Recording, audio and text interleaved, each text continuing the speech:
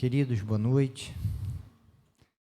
Queridos, hoje pela manhã eu dei início a uma série de sermões sobre o ensino da criação, enfatizando que o registro da criação, a gente tem o primeiro registro da criação, né, o primeiro relato da criação, no capítulo 1 até o capítulo 2, verso 3, o segundo registro da criação, que é do capítulo 2, verso 4, até o final do capítulo, e depois a gente tem o relato da queda e a consequência do pecado, no capítulo 3 e capítulo 4. E aí,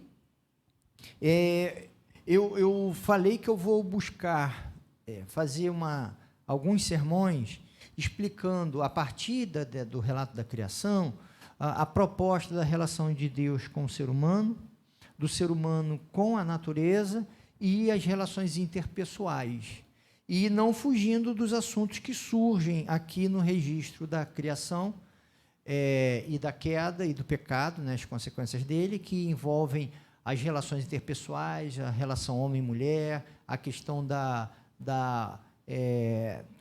que se discute tanto sobre a heterossexualidade, a homossexualidade, conforme aqui percebido no texto, e outros temas mais que envolvam a relação interpessoal. Tá?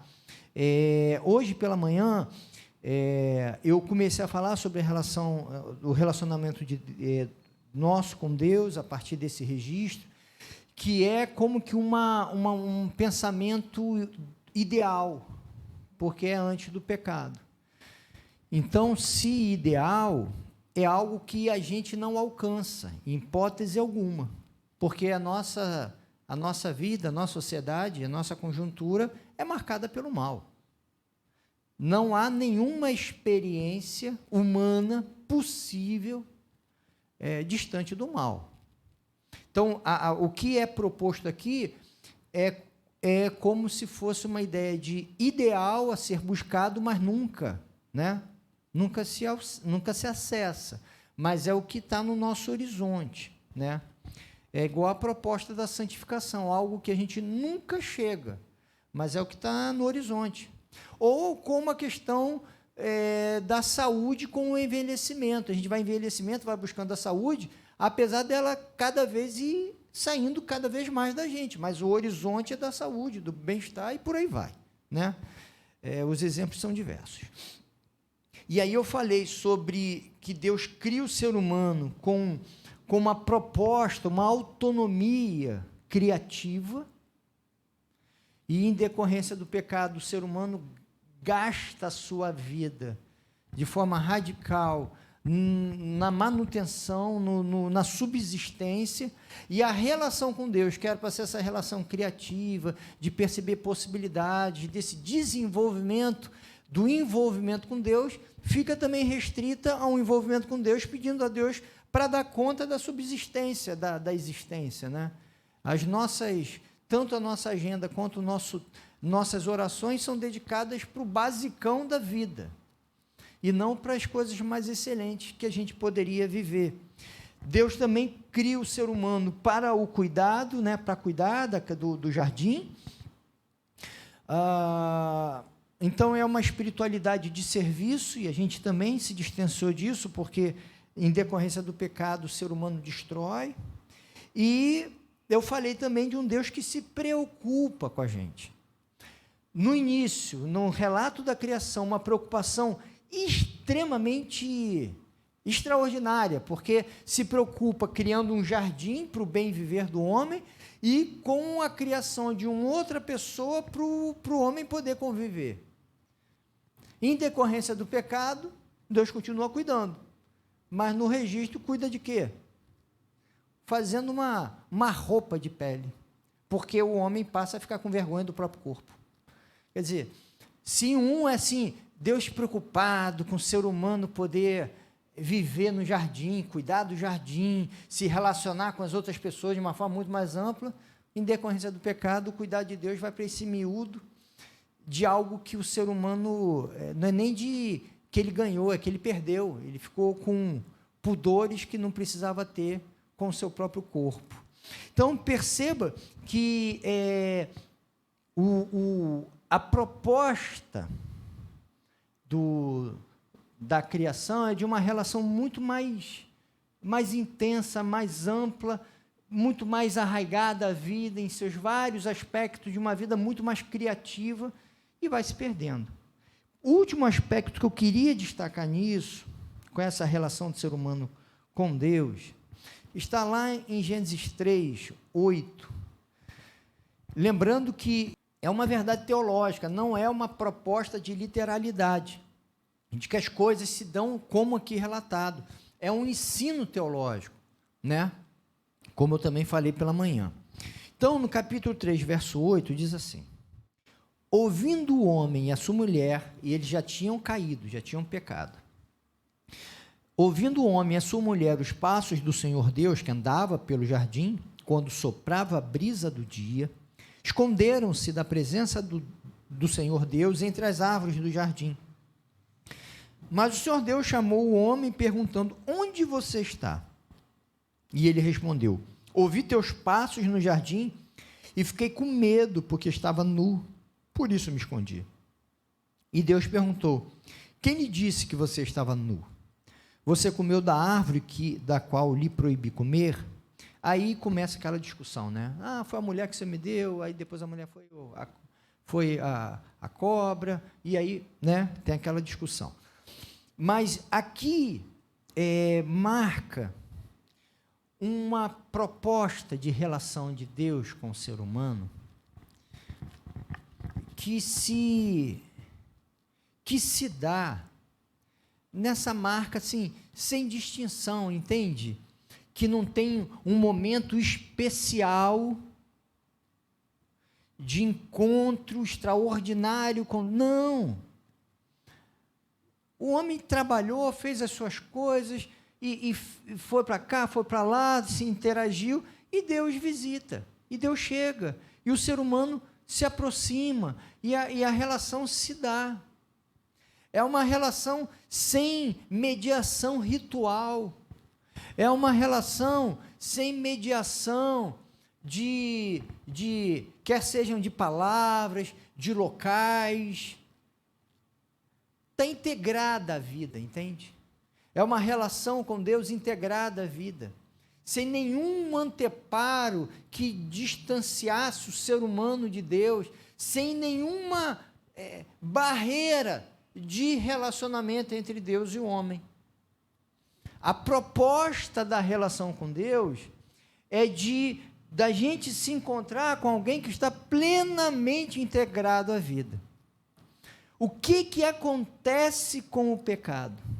A entrada do pecado faz com que, de uma relação que é plenamente natural, ficasse marcada agora pela vergonha e pelo medo.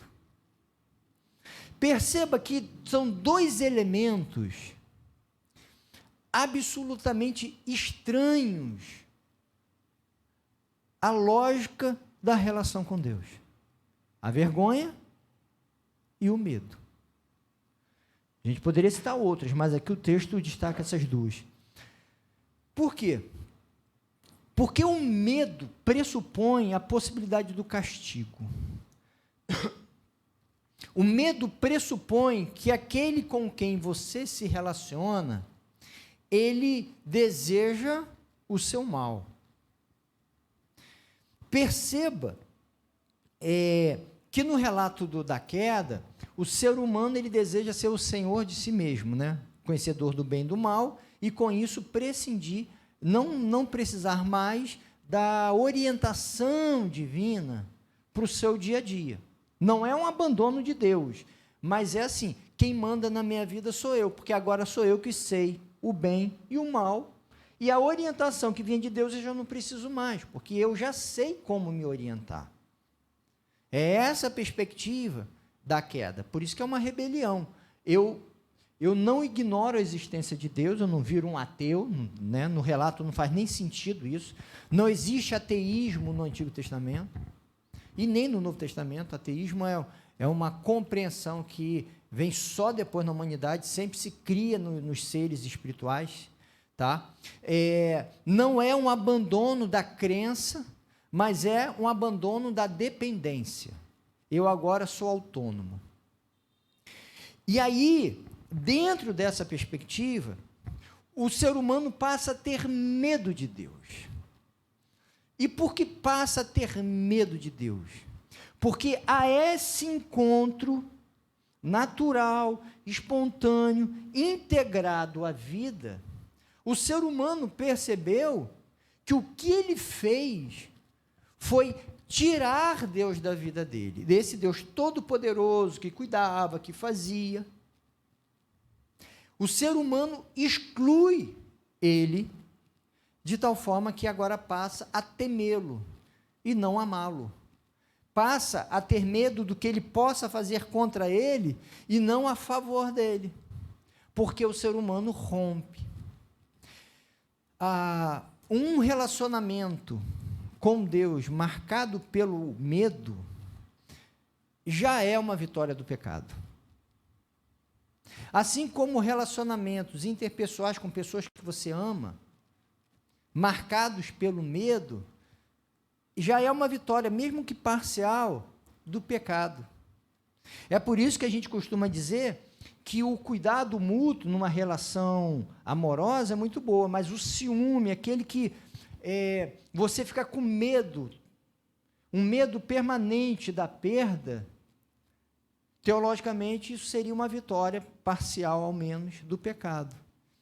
E isso traz consequências muito ruins para a relação, para si mesmo, para as perspectivas de vida. Com Deus, imaginar o Deus Criador que faz o jardim, seguindo o relato, né, que faz um jardim, que cria um outro para o seu bem-estar, você passa a ter medo desse Deus,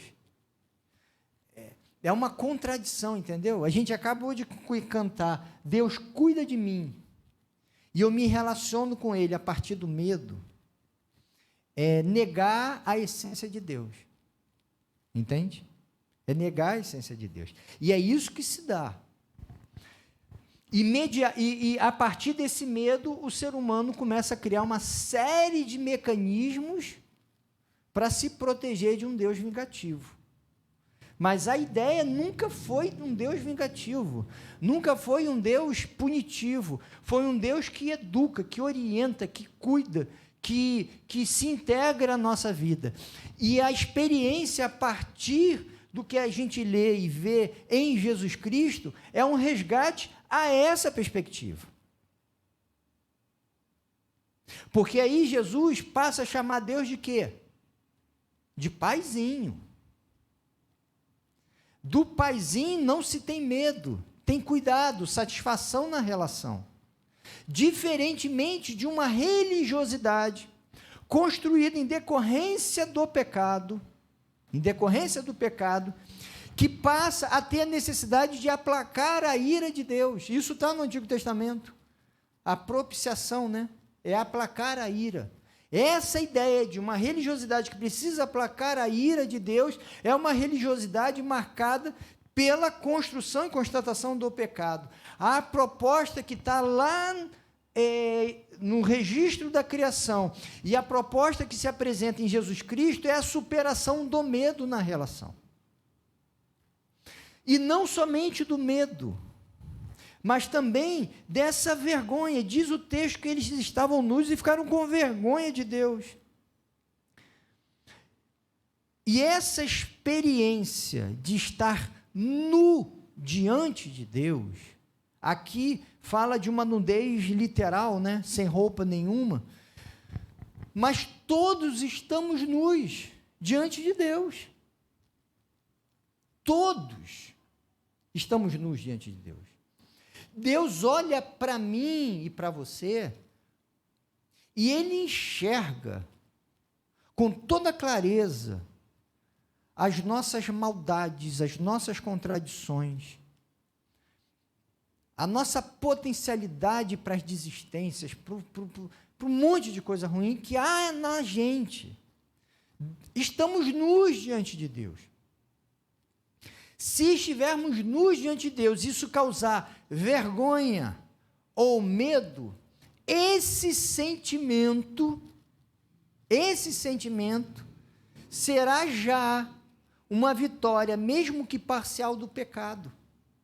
Porque, veja, a nudez diante de Deus é uma condição humana, diante de um Deus todo-poderoso.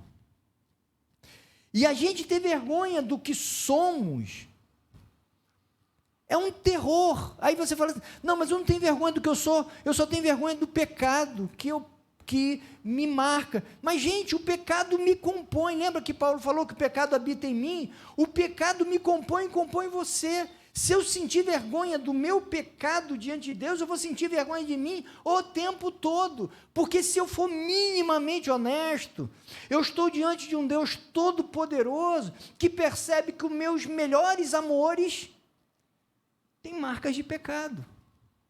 Que as minhas melhores ações na vida têm marcas de pecado. Porque eu convivo numa sociedade marcada pelo pecado. Eu não consigo separar isso de mim. Em alguns, o pecado é como suor em dia de verão. Abundante, pegajoso, intenso. Mas o pecado em todos nós é como esse suor em dia quente. Em alguns é muito quente, em outros moderado. Mas é algo que é inevitável. Não dá para eu chegar e falar assim, hoje eu estou sem nenhum constrangimento diante de Deus.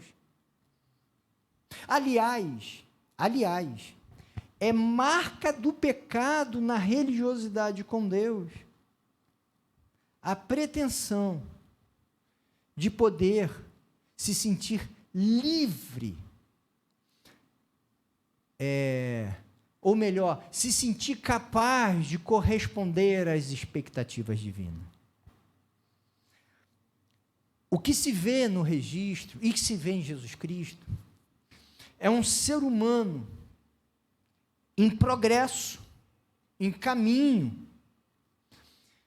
que nunca se chega lá, diante de um Deus que olha para mim e para você e reconhece a nossa incapacidade de enxergar lá, num nível de santidade em que pretensamente eu pudesse chegar diante de Deus e falar assim, olha, hoje eu acho que não preciso nem pedir perdão, porque eu acho que hoje eu passei zerado.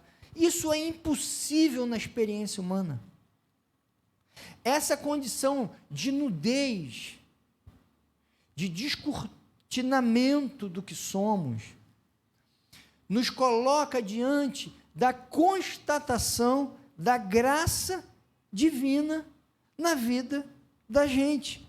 Estamos diante de um Deus perfeito, marcado por uma imperfeição constituinte. Estamos nus diante de Deus.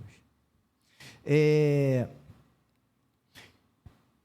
por isso que na relação com Deus, proposta por Jesus, que resgata esse ideário da criação, não existe ritual, não existem palavras sagradas, não existem dias sagrados, não existem atos sagrados, não existe essa separação entre o sagrado e o profano na vida do cristão.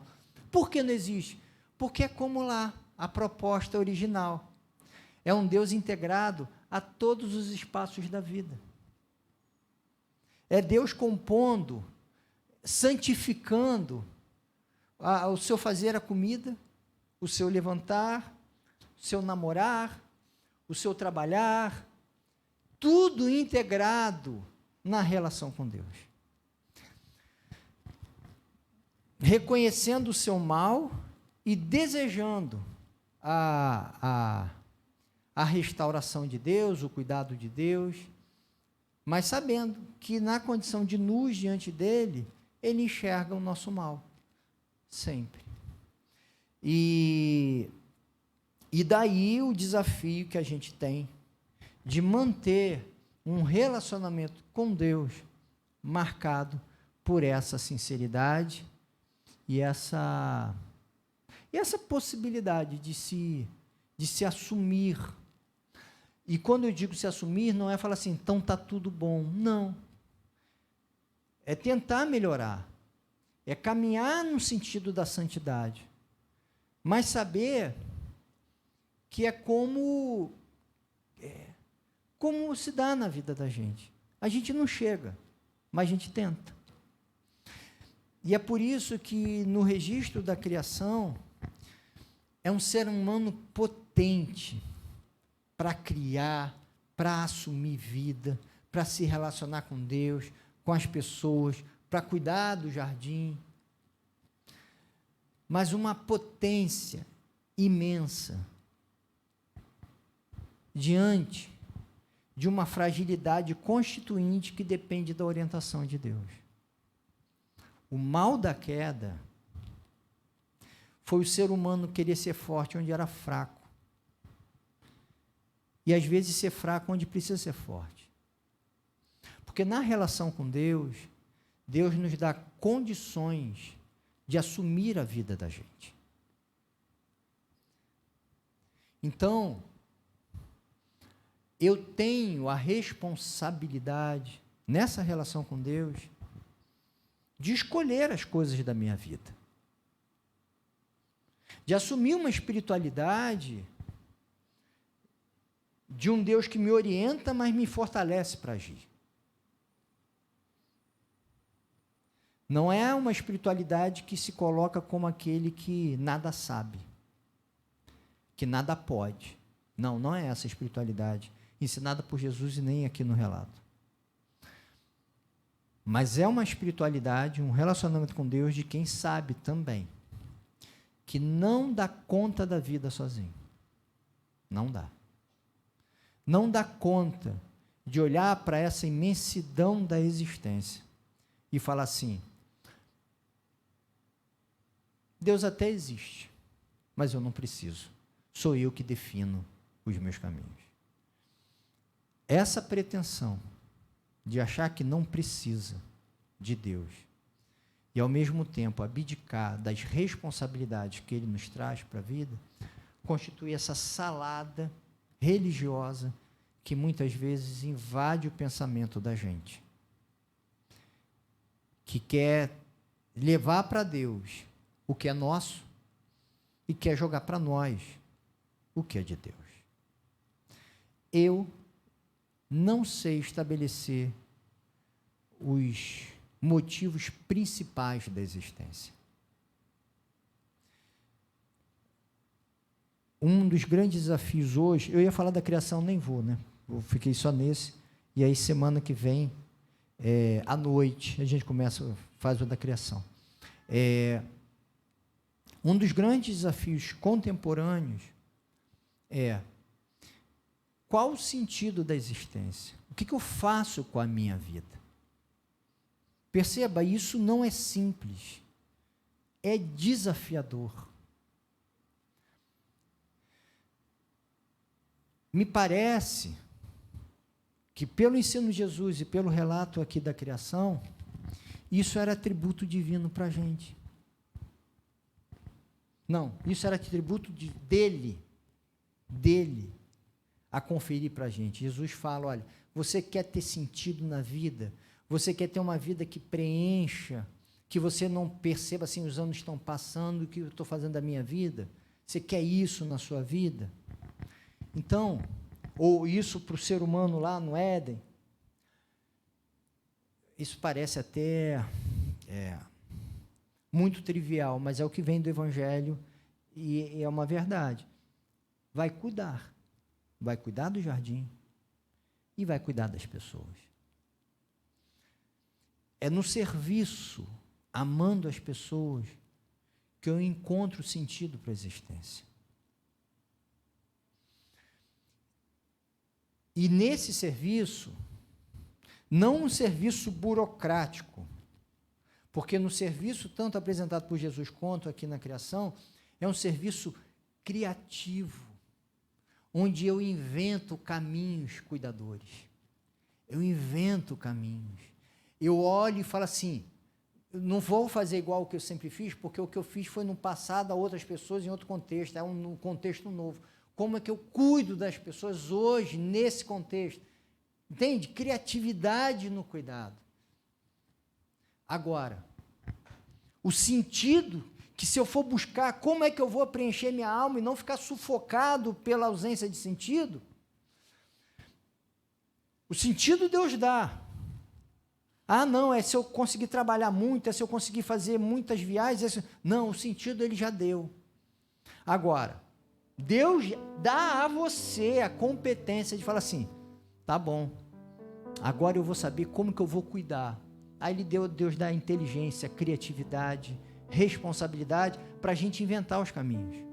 Desse modo de cuidar. O essencial, que é saber o que fazer com a vida, Ele já disse. Como fazê-lo? Está aí. A gente tem essa possibilidade. E em tudo isso, entendendo que quem dá razão para esse cuidado e para esse fazer, é o próprio Deus caminhando com a gente. A ponto de Jesus chegar e falar assim, olha, busquem em primeiro lugar o reino de Deus e a sua justiça. E as outras coisas serão acrescentadas. Paulo diria, se ele fizesse parafraseando isso daí, né, dialogando com esse texto, fala assim, e olha, busca em primeiro lugar o reino de Deus e a justiça, e as outras coisas que são essenciais, como paz, alegria, amor, perseverança, etc., serão acrescentadas na caminhada dessa relação com Deus, entende? O duro é a gente ter fé para acreditar que a proposta relacional de Deus, expressa lá no Gênesis, no relato da criação, e em Jesus Cristo, preenche o cotidiano da vida da gente. Porque o nosso olhar, meu e o seu, já é contaminado pelas marcas do pecado. De tal forma que a gente vê no cuidado um cansaço. E em outras tarefas, a solução para o cansaço da existência.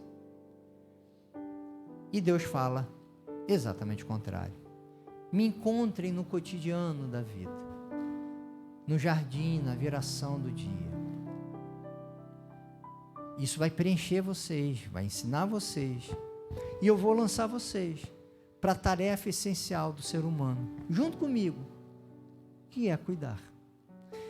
Então eu espero que Deus nos abençoe nisso. A proposta da relação com Deus é uma proposta de encontrar Deus não como alguém a se temer, a se ter vergonha, a ter que estar livre de pecados para ficar bem com Ele. Estamos nus diante de um Deus perfeito, que vê a nossa imperfeição, que nos acolhe, nos chama para caminhar no jardim e nos propõe o cuidado. Não nos esqueçamos disso. Deus cuida da gente no cotidiano, para que a gente tenha força para cuidar dos outros.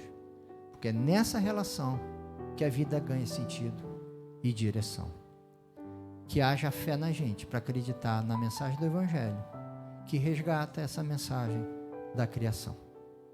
Queria que você orasse e com muita honestidade diante de Deus,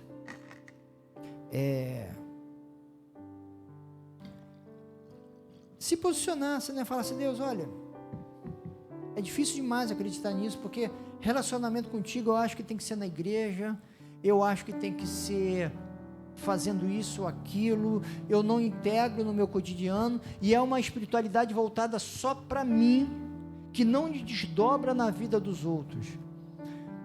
Me ajuda a compreender o sentido da relação contigo. Porque se a relação com Deus não desdobrar no cuidado aos outros, ela está seriamente comprometida. Não vou dizer que vai ser ruim, mas vai estar muito aquém do que Deus deseja para a tua vida. Para essa produção de paz, de alegria que Ele pode trazer. Então, ora ao Senhor. Deus, o Senhor sabe das nossas dificuldades muito reais, Deus. de abraçar a tua proposta, conforme expressa lá no relato da criação e resgatado em Jesus Cristo. O Senhor sabe que a gente coloca um monte de barreiras nessa relação, porque a gente tem medo, porque a gente não dá conta da nossa nudez, porque a gente quer dominar a vida da gente, Pai. Eu peço que o Senhor nos dê sabedoria, Pai, e muita fidelidade para reconhecer, e muita fé, né, Deus, para reconhecer que a gente precisa do Senhor. E precisa do Senhor para acolher o que dá sentido para a existência. Lá no relato da criação, o que dá sentido, a nossa tarefa de vida é curtir a beleza do jardim, encontrar contigo e cuidar daqueles que dependem da gente. Que é o que Jesus ensinou: amar o próximo como a si mesmo, te amar sobre todas as coisas, conseguir olhar e te enxergar no cotidiano da existência, Pai. Nos ajuda nisso, Deus. Nos ajuda, Pai. Porque a gente faz da relação contigo algo muito mecânico, algo sem vida, Deus. E eu peço que haja beleza na vida da gente, porque a proposta foi de jardim, não foi de deserto. Eu sei que a vida da gente é um deserto em muitos momentos, mas a ideia tua, Deus, para a gente é fazer da nossa vida um jardim, e da gente ser um oásis a florescer, a fomentar novas plantações na vida dos outros, Pai, para desfazer desertos. Que a gente creia nisso, Deus, e que a gente creia que quanto mais jardim eu for, mais bela fica a minha vida. Que quanto mais jardim eu for para os outros, mais flores haverá em mim, Deus. Que eu creia nisso, porque esse é o ensino de Jesus. E é o que a gente aprende do relato da criação, Pai. O Senhor sabe, Deus, o Senhor sabe que me contamina a ideia, e eu creio que nas pessoas aqui também, contamina a ideia de que o jardim eu preciso cuidar para mim, não compartilhá-lo, a fim de que ele não morra. Mas não é esse o teu ensino. O teu ensino é que se eu cuidar só para mim, ele vai morrer. É distribuindo o meu jardim que ele cresce. Que eu creia nisso, Pai. E que cada um aqui creia na mensagem do teu evangelho. E eu peço, Pai, que a gente floresça. Que a vida tem muito deserto, Deus. Que a minha vida e de cada um aqui seja um jardim, regado pelo Senhor. E que a gente queira ser jardim para os outros, Deus. Nos dê da tua graça, do teu amor e abençoe cada um aqui, Pai. Amém, Deus.